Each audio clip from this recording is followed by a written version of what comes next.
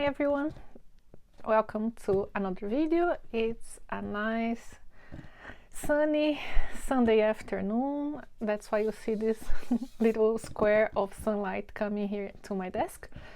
Today I have a bit of a different video to share with you. I want to start giving a shout out to one of my lovely local shops here in Dublin, and this is Liberties Papers. I'm gonna leave the name here on the screen, and I'm gonna also leave their website in the description below.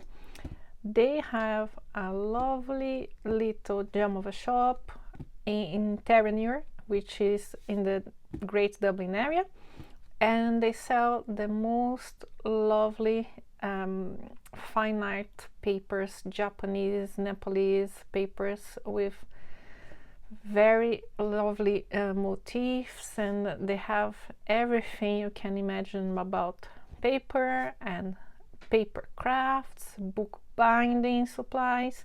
They also offer workshops, which I took a few of them. I have also a short, I'm gonna leave a card over here, for some marbled paper I created in one of their workshops.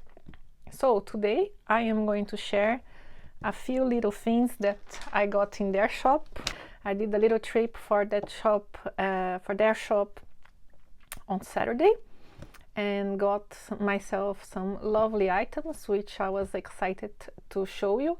And yeah, they do offer international shipping. In case you are interested, you can browse their website. I would confirm with them if you are in the US, because we all know there has been some changes with the taxation, and many businesses have stopped temporarily shipping products to the US while the postal service can figure out their delivery models. So I would just double check with them, but if you are in Europe, no problem, they ship internationally as well. And if you are in Ireland or if you are in Dublin, I would highly recommend you pass by to visit this lovely shop. It's a bit hidden away behind a parking lot, but once you enter, you are in paper paradise. And I'm gonna show you here. I kept everything as I brought from the shop, just to show you the care they also have with the packaging. So let's start. I got myself this book binding glue. I never bought glue specific for book binding, so I was intrigued. I took this one to try. Here you have the price, and I found it interesting also that this glue tube has this little comb like plastic piece, so it's supposed to, when you drop the glue, you can drag and then spread it, which is genius. So I'll probably try this for a few projects I have in mind, which also have relation to another item I'm gonna show you here. So I got this glue, I got this brass, forgot the names. I'll probably put in the description here when I'm editing. I forgot how they are called, but they are also using in some types of book binding. They are pairs, brass screws maybe, not sure. So we have the pair like this. I took one pair to see if it will work for some binding project, and I can buy more if I need. I also got myself this non-paper related item, but it was so pretty I couldn't resist. This is a needle holder, sandalwood needle holder. Look how nice that is. It has this little brass area here, and I sew as well, so I thought it was great to keep my needles in. I may use it to keep the book binding needles I have. I'm not sure yet, but I really love it. It's so nicely made and so smooth. Totally not necessary, but lovely to have. Then I got a few pre-cut gray board. I already have some gray board here, but I thought it was very convenient to have a small size like this. I want to make a small sketchbook to carry around with me with some of the supplies I shared in the previous video. I think it will be the one just before this, some travel palettes. And yeah, I also got these offcuts they had there for free. They had a section with some small offcuts of gray board, and I thought this would be good for if I use the brass clips, you know. I think you have to have like a separate piece like this where the clips attach. So I may be wrong, but yeah, they were free. I took them. Now, the most beautiful part of this purchase is here, and I kept it like this just to show you how they are so careful with the packaging. You see, I asked them to roll the papers for me, and they use this very nice paper for the packaging. It's like muted pink with some golden detail. I like so much actually that I want to keep the paper to use it maybe for some other project, so I'm trying not to ruin it too much. Now let's see these gorgeous papers I got. So I'm gonna probably zoom out a little bit. Yeah, so you can see better. Yeah, so the first one, the biggest one I got, this big boy over here, is a marbled paper.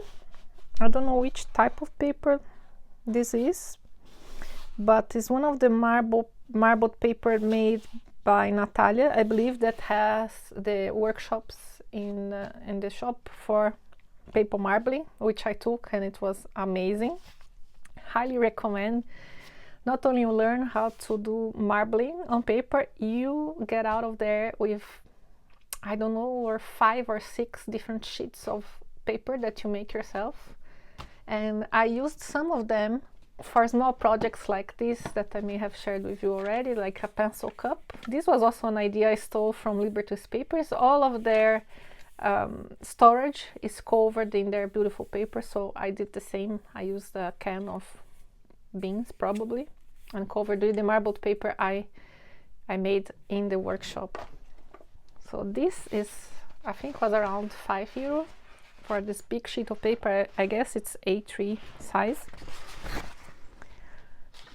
And then I got a series of very lovely Japanese papers that I bought just because I like them so much. I don't even know which project I'll have in mind for them, but maybe I'll use for covers of handmade sketchbooks or collage. I'm not sure, but they are so nice. They are very thin as well, as you can see. So I got a bunch of them. This one with some peonies look like. Love the color scheme. This inspired me a lot also. Just going to this shop and seeing all the different pattern papers is very inspiring. So I got this series of papers here. This one is quite simple, but it has this stripes, yellow and blue, but it has a very particular texture. I don't know how to explain. It's very matte. It's very opaque in comparison to these ones over here. These ones have details also in golden, in case you cannot see very well. You can see here is metallic. Yeah. I have another one also with some metallic details. This one over here.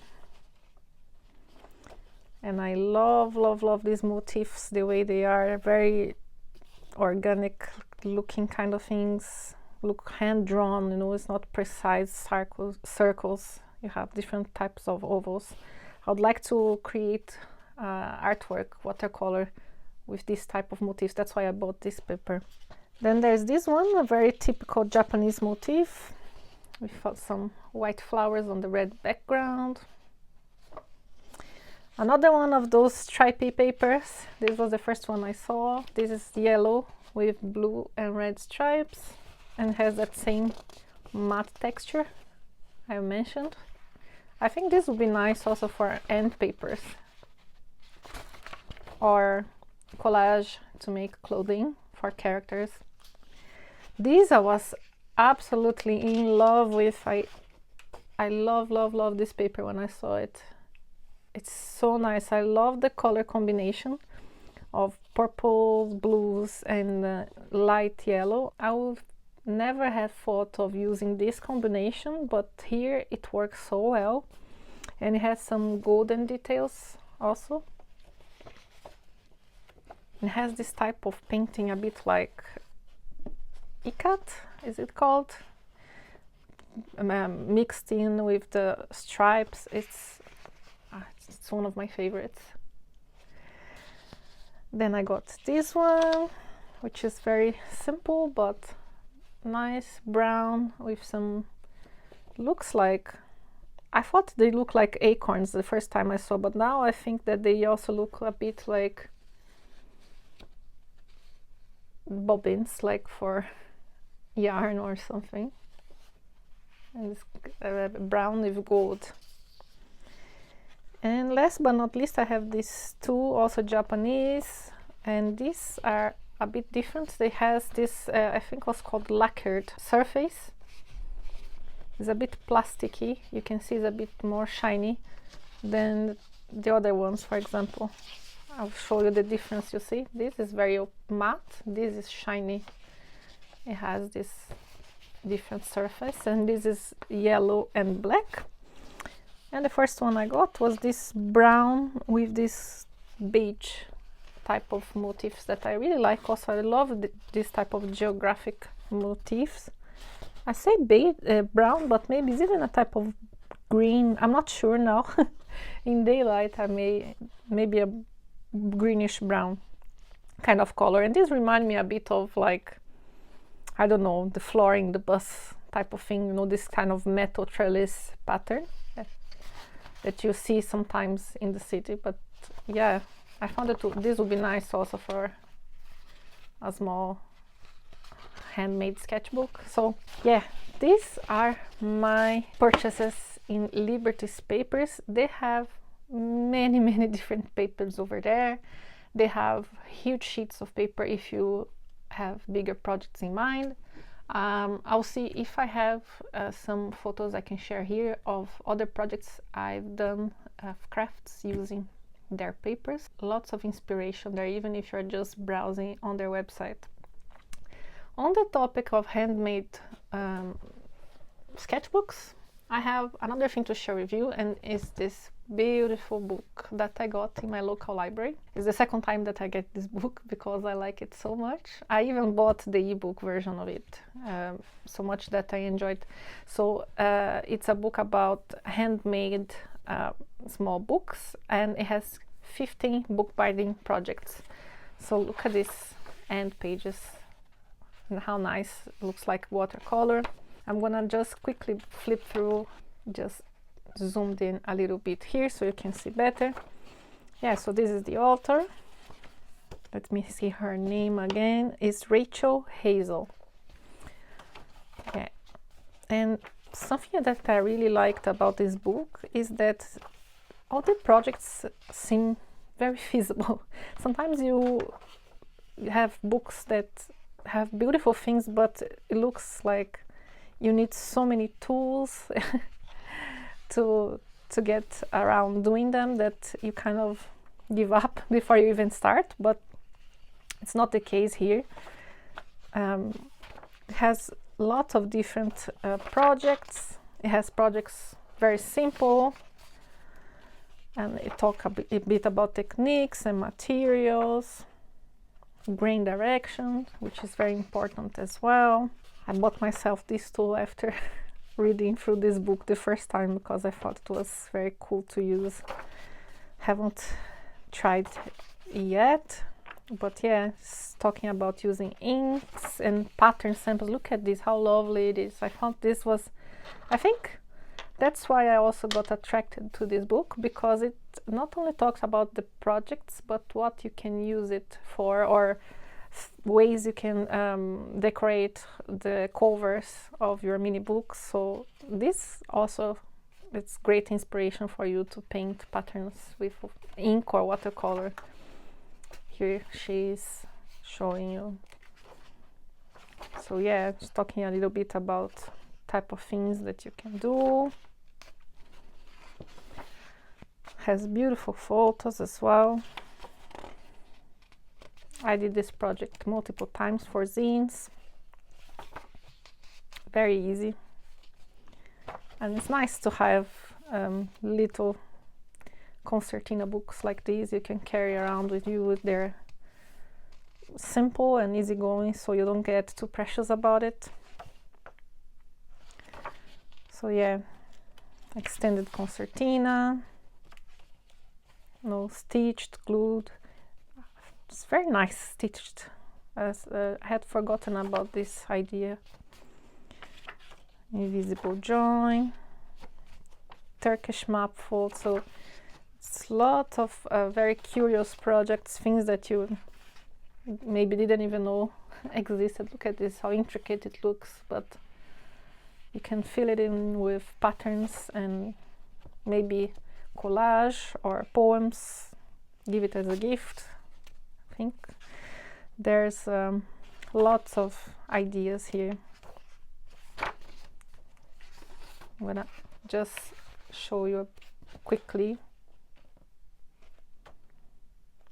I thought, since I was sharing some paper purchases I made, it was a good occasion to also talk about this book, which I love so much. It has very nice projects, and yeah, I really like it, how simple it is. This is the one that is in the cover. See, soft back,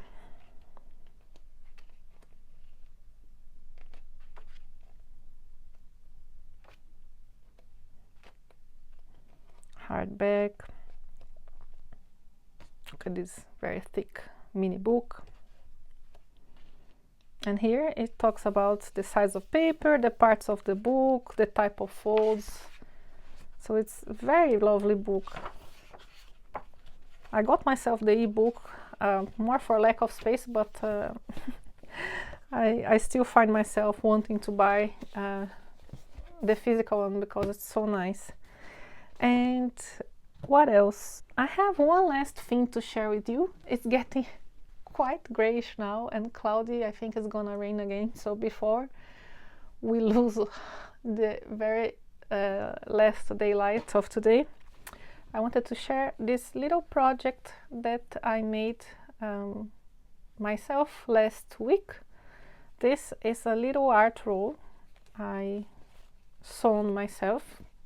That's why you will see it's far from perfect, but I like it regardless. So I'm gonna put here on the screen the person that created this pattern. It's a lovely seamstress that has a channel here on YouTube, has also an Instagram account. I'm gonna leave it in the description below as well. And yeah, that's the project. It's a little art roll with a side pocket, and here you have other pockets that you can divide as you see fit. You can use it for many different things. You can use it for knitting or crochet supplies, you know, sewing and pencils. Mine would be for watercolor and art stuff. So in her project, actually she didn't add a button. I added myself here. It's a little pocket. So here I want to, like I said, make a small sketchbook. Like this would be perfect. You see, it fits perfectly here and still have some space. You can also insert one of those art toolkit palettes that are so thin. And yeah, I used different fabric. I wanted to make it very full of pattern and color. I used fabrics that I really love. This is a Japanese fabric. This is some linen head. This is some Liberty fabric, and I love the color combination. This is one of my favorite colors, this type of yellowish green, and I added this little panda bear here on the inside. Then you can close it like this. If you have the sketchbook inside, you can close it like this, and otherwise, if you have smaller things, you can also roll it like I did. And in hers she added I think it was a leather type of cord, and she poked a hole in here with an eyelet. I added this ribbon to mine, and this button, which I bought a while ago because I just found it was cool, and it was sitting here waiting to be used, so I said that's the opportunity I was waiting for. So that's my little art roll that I've sewn. If you like sewing, that's a nice project to do. It doesn't take a lot of fabric and not a lot of skill. I'm a self-taught seamstress. I only sew doll clothes because I collect those, in case you don't know. And yeah, small items like this, so I think it should be good for a beginner as well. So I hope you like this impromptu video with a few different things I've been working on or reading or doing lately. Let me know in the comments what you think. If you have other hobbies as well, I'd love to hear from you what you like to do apart from watercolor and painting. And I hope to see you here soon. Bye!